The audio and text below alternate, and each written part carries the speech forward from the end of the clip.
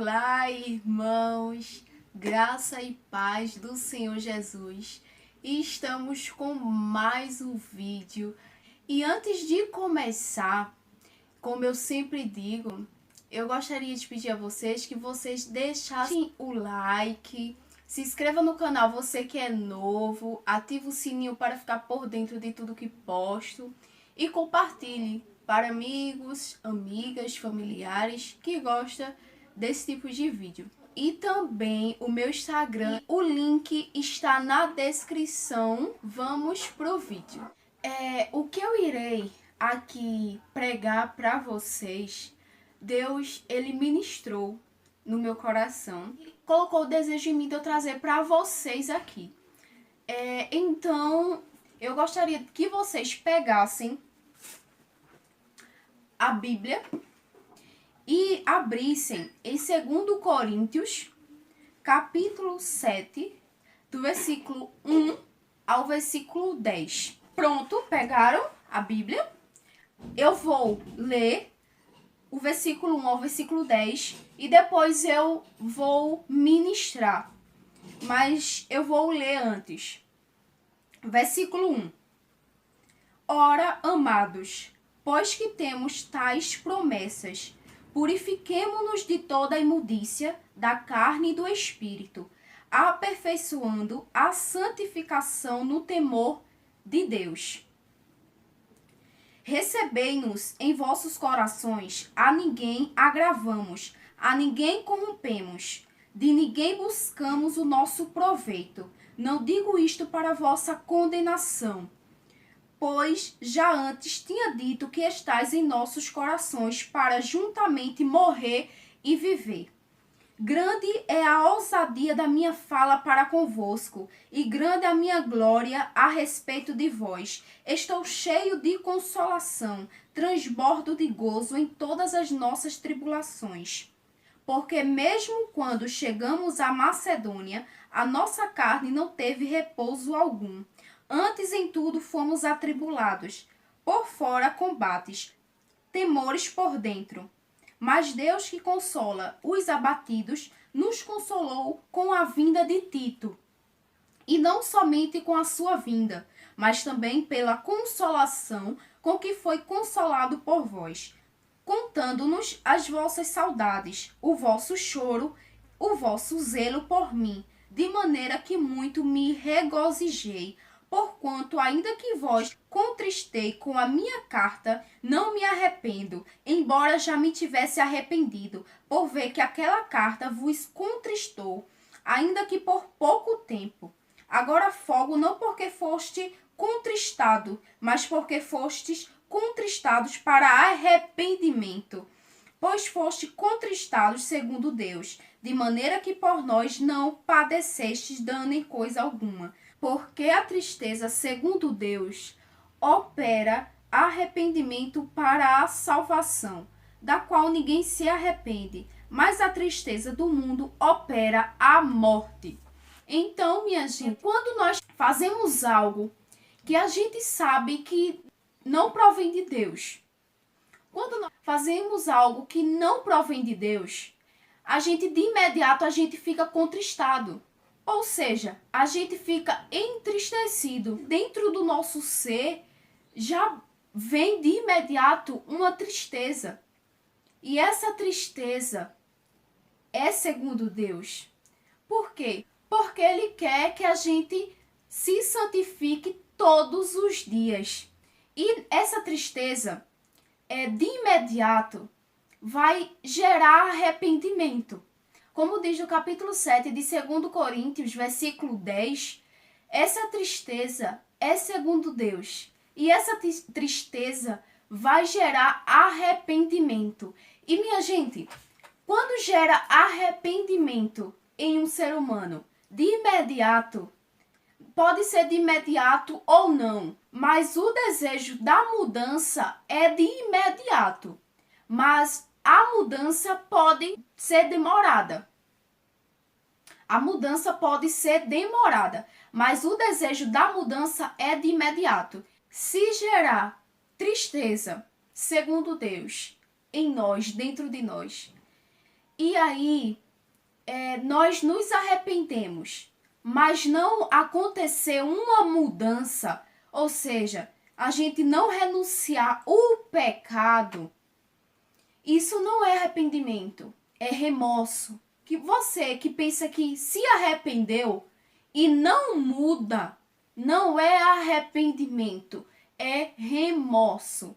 E eu não digo uma mudança de imediato, como eu falei, mas a mudança pode acontecer no cotidiano, dia a dia, do interior para o exterior. Então, como diz no versículo 10, é para a salvação. E continuando, no versículo 10, diz assim, da qual ninguém se arrepende. Indo agora para o versículo 9, diz assim, agora folgo não porque fostes contristados, mas porque fostes contristados para arrependimento. Ou seja, aí no versículo 9, o apóstolo Paulo diz que ele não folga porque nós fomos contristados. Ou seja, porque nós fomos entristecidos, nós ficamos entristecidos.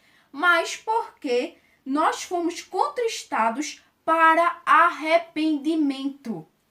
Então, o que o apóstolo Paulo quis dizer é que nós somos entristecidos, segundo Deus, para haver arrependimento em nosso íntimo. Ou seja, tendo arrependimento, gera mudança. E é isso que o Senhor Jesus quer. Mudança. Mudança do interior para o exterior. Então, o apóstolo Paulo quis dizer que ele não folga porque nós fomos entristecidos, mas porque nós fomos entristecidos para arrependimento. E continuando aqui, versículo 9 diz assim, pois fostes contristados segundo Deus. Continuando aqui no versículo 4, diz assim, grande é a ousadia da minha fala para convosco, e grande a minha glória a respeito de vós. Estou cheio de consolação, transbordo de gozo em todas as nossas tribulações. O que quer dizer aí no 4? Deus diz que ele está cheio de consolação e ele transborda de gozo em todas as nossas tribulações. Então, ele é um Deus tão perfeito que ele sim permite que nós ficamos tristes e que para que nós podemos nos arrepender. E por que ele permite? Para nos moldar, porque a gente ficando triste em consigo mesmo, a gente vai se arrepender, vai mudar, e essa mudança, ele quer nos moldar. Então, ele diz aí que ele está cheio de consolação, e o Espírito Santo é o Consolador, como Jesus Cristo disse. Então, ele transborda de gozo, ou seja, ele transborda de alegria em todas as nossas tribulações. Ou seja, por quê? Porque ele nos permite a tristeza. Mas por quê? Para nós nos arrepender e mudar. E é isso que ele quer. É isso que ele quer. Ele quer nos moldar, ser um outro ser humano, ou seja, ele quer que nós nos tornamos filhos legítimos dele. Então, diz aí no versículo 4 que grande é a ousadia da fala dele. A ousadia é grande, ou seja, a coragem. E minha gente, continuando agora com o versículo 1, diz assim, ora, amados, pois que temos tais promessas, purifiquemo-nos de toda a imundícia da carne e do espírito, aperfeiçoando a santificação no temor de Deus. Então, por que nos moldar? Por quê? Para nós ser santificados, ou seja, como diz aí, aperfeiçoando a santificação no temor de Deus. E diz aí no versículo 1, o apóstolo Paulo diz assim: purifiquemo-nos de toda a imundícia da carne e do espírito.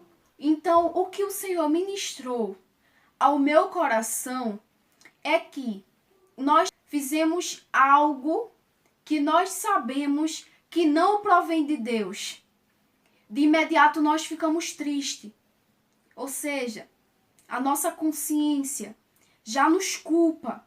E depois dessa tristeza vem o arrependimento. E o arrependimento gera mudança. E para que essa mudança? Para nós nos aperfeiçoar na santificação, como diz no versículo 1. O apóstolo Paulo diz que aperfeiçoando a santificação.